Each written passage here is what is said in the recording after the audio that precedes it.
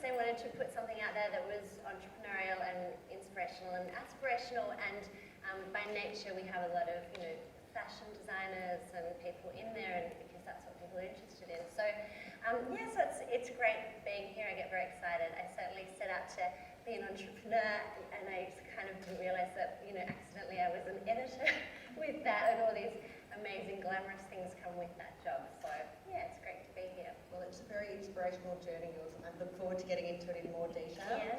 We have the beautiful Chloe Brinklow, founder and editor of Tomboy Beauty. Hi everyone, my name's Chloe Brinklow, and I started Tomboy Beauty 12 weeks ago, so it's very new.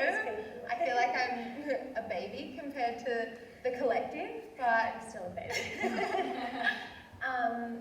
Before starting Tomboy Beauty, I worked for quite a few years in PR and sort of social media strategy, and before that I was in magazines. So I've sort of done print, then agency side, and then full circle back to digital. Chloe's been a permanent fixture at Fashion Week for quite some time. She actually knows what she's doing. Then we've got the beautiful Pia Muehlenbeck, founder of Slinky, a beautiful sportswear brand, and also market editor for Grazia, which is just relaunched in this market. Pia, tell us about your background. Yeah, hi guys, I'm Pia, and my background is a bit interesting because it's not at all in fashion or retail. I was actually a corporate lawyer 18 months ago, and I was really disenchanted with that career path and wanted to start something of my own. So I teamed up with my partner and started the sportswear label Slinky Athletic. And we really started it with, no funding behind us and no finances. So our marketing strategy was really heavily based in social media. So we really kind of focused on providing really great content for social media. And I know it's still really early on, 18 months later, we're now stocked in over 50 stores in 6 different countries. And off the back of our social media success, I'm super excited that I'm now working with Grazia as a market editor. So yeah.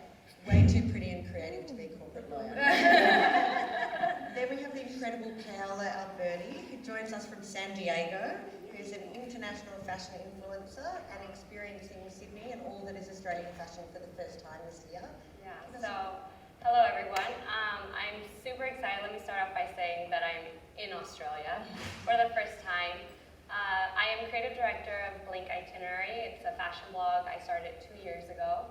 And it's an online destination where you can find everything from style, my daily outfits, travel, and I'm also a contributor for Vogue Mexico, and Pop Sugar, and I have a very close relationship with Who What Wear in the States.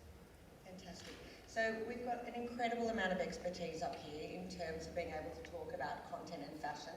I know the first topic that we're discussing is content and brand identity. And I think, Lisa, you've been incredible at creating an identity for the collective that is inclusive, it's inspiring, it's educational, it's fashionable, it's stylish, but it still has that undercurrent of respecting women and their intelligence and, the business decisions that we all make as women and not, bringing it down to Cosmo level. Yeah. How have you used content to really create that? Glad you said that. Yay! I'm sitting on my phone. How weird is that? Speaking of content, how much is the world changing? I have it here just so I can Snapchat all of you. So when you come up with content, when you're really crafting the editorial, both within the magazine and everything that you do socially, yes. How do you keep to that brand identity so that you're always treating your customer and talking to them with the same voice, even though you've probably got staff who are all contributing? I do. Thank you. So the most important thing for me was to get really, really clear about the vision at the beginning. So for me, the Collective Hub is all about empowering people through amazing curated content to be the best version of themselves. And for me, Lisa Messenger, the brand, it's about being an entrepreneur for entrepreneurs, living my life out loud and showing anything's possible. So those 2 pillars are unwavering. But what I think people become really attached to is I don't identify with being a print magazine. That just happens to be one of our pillars now. So it's, it doesn't matter if we're in print or online or through any of the social channels, or my speaking or my books or a multitude of other things. We have about 18 different platforms now because I'm a massive believer in we need to be able to morph and move and iterate, pivot and change, whatever you want to call it, with where the market is. So we are continuously getting that real-time feedback from our community and then kind of responding. And then with that obviously becomes being clever about leverage. So whenever I do an article, pardon me, in the print magazine, it costs me at least $1,000 just to do an interview, you know, with the touch points and things. By the time someone writes it up and then edits it and proofreads it and subs it and things. So, and in each issue of the collective we have over 50 articles in the print magazine. So that becomes expensive and then you start shooting. So what I educate my team about all the time is don't just plant it in the print magazine, which is on sale for a month and has, you know, a certain amount of longevity, but what can we do with it in 140 characters on Twitter? How do we take that and replicate it on the web? Does that become longer or shorter form? How do we, you know, do we video that person at the same time and put it onto things? So we're Snapchatting them at the same time. So we're continuously thinking cross-platform, and that has been, you know, a really big educational piece going from, as I said, 3 staff under the age of 25, none of whom had ever really worked in content before, and just, you know, learning as we go. So I am really the brand architect. So I'm obsessed with Snapchat at the moment. I know I'm like 4 years late to the party, but but you know, I consume about 20 different platforms a day religiously, just bits.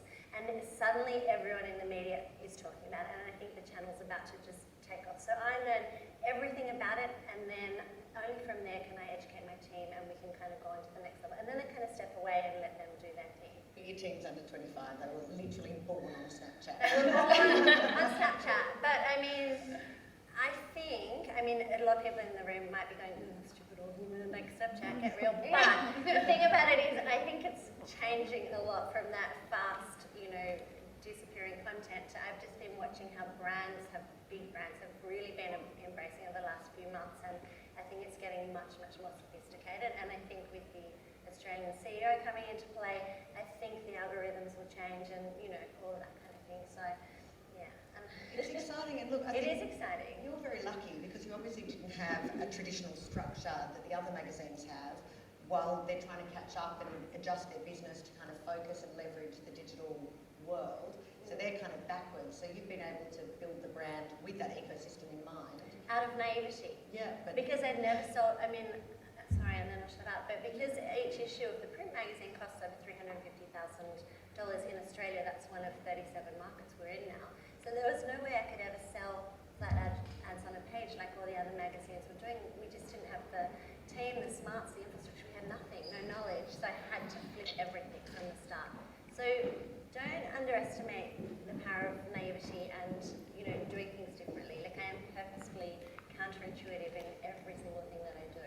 But I think that's a really great piece of advice as well, because I think a lot of the time when people, especially women, we doubt ourselves a lot. When you want to enter business, you're like, oh, but how can I compete with the Vogues of the world? How can I compete with all of these big brands? And really, the ecosystem is so new that they're as new to it as you are. And, you know, by being fearless, as you have been, you know, you've really been able to capitalise on an audience that hadn't been communicated to before. It's very impressive. I'm continually ripping pages out of every collective It's magazine. so obvious, right? People were like, good news doesn't sell. I'm like, I'm calling BS on that. Good news sells. Totally. You know, we consistently sit in the top 10 print magazines in this country, and there's over 5,500 sitting in Australia alone.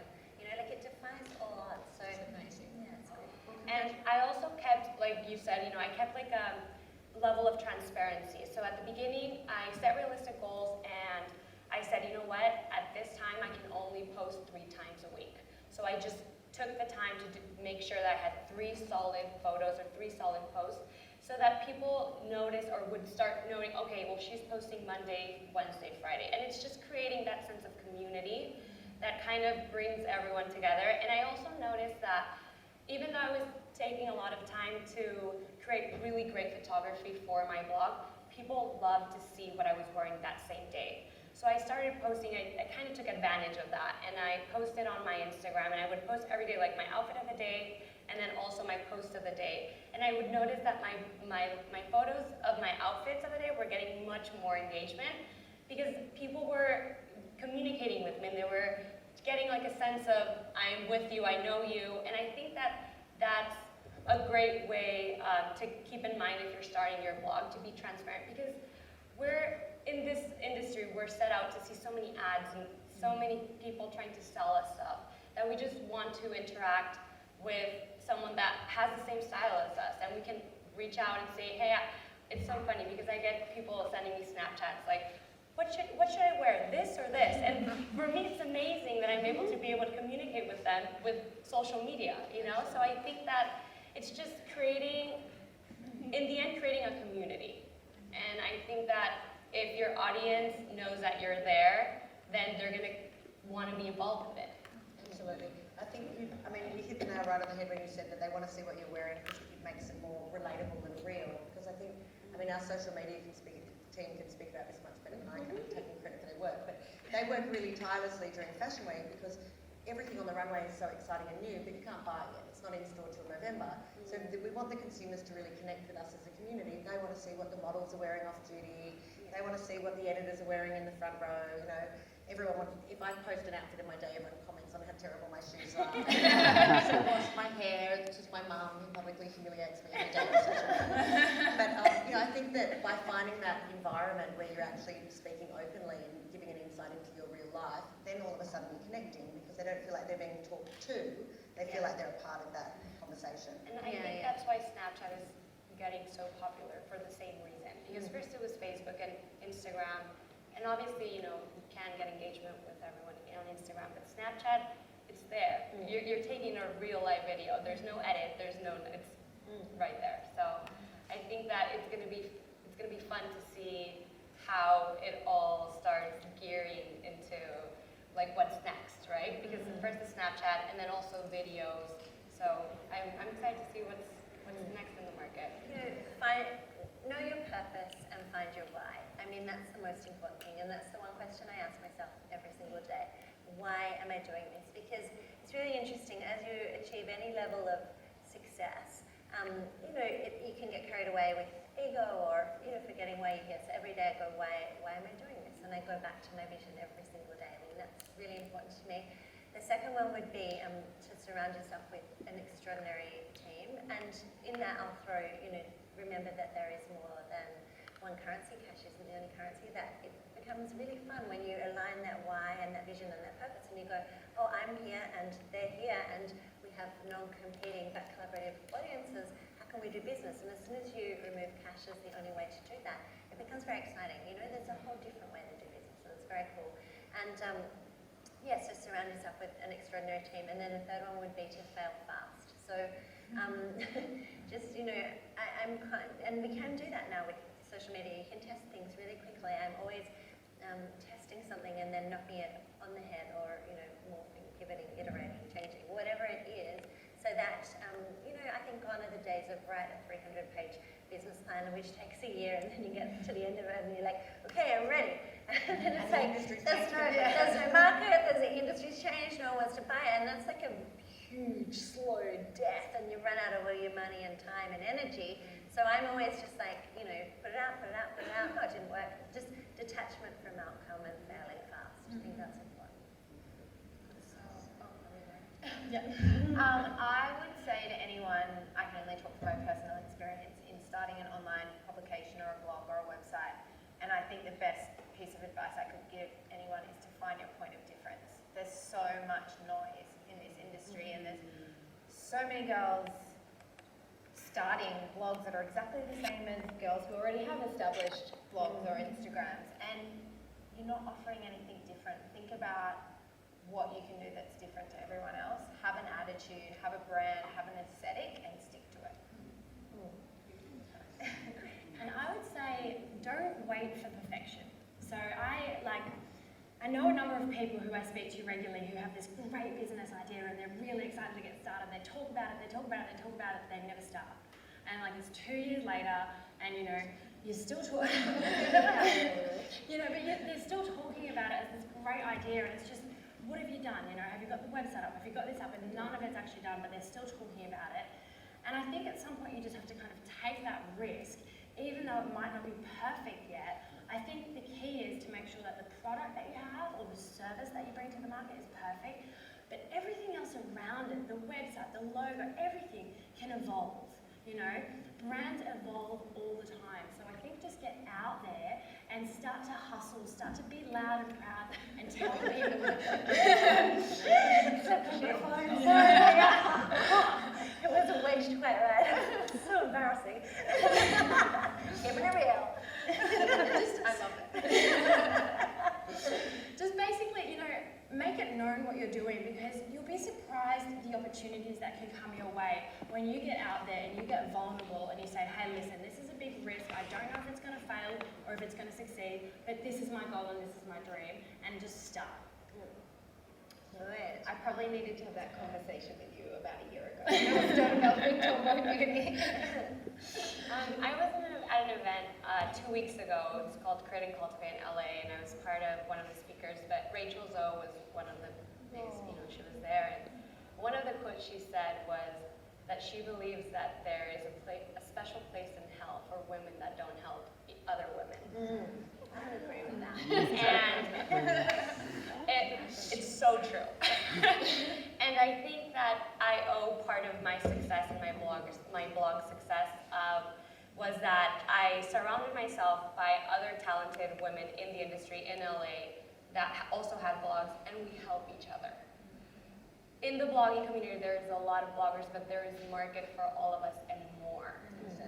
And I think that once you get your brain around that and you fully understand it, you get to succeed faster, because you might have the contact for someone, I might have the contact, and if we don't help each other, you're eventually going to get my contact. Yeah. But it's going to take longer.